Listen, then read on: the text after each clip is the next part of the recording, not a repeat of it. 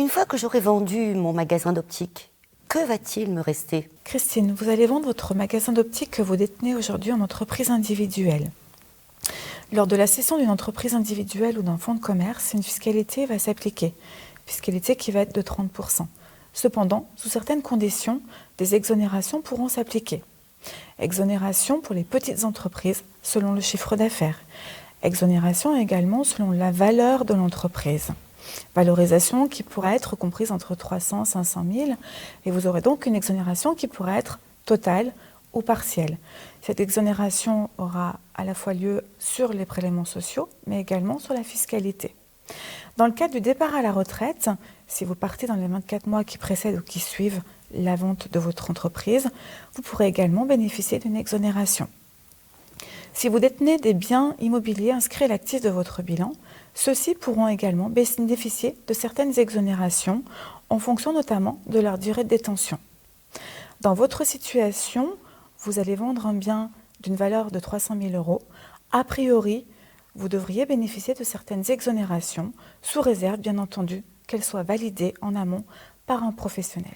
Et en ce qui concerne ma société, une fois toute l'opération réalisée, sur quoi je vais pouvoir compter pour vivre et mener mon projet de vie future? Le magasin d'optique que vous détenez en nom propre relève des plus-values professionnelles que Nathalie vient de vous expliquer.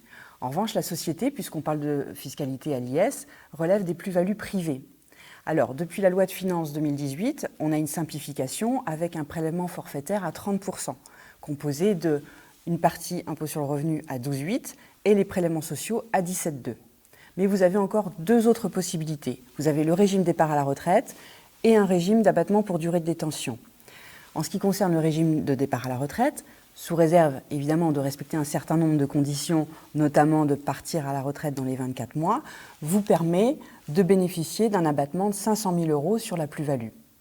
Le solde étant taxé soit au prélèvement forfaitaire à 30%, soit au barème progressif de l'impôt sur le revenu.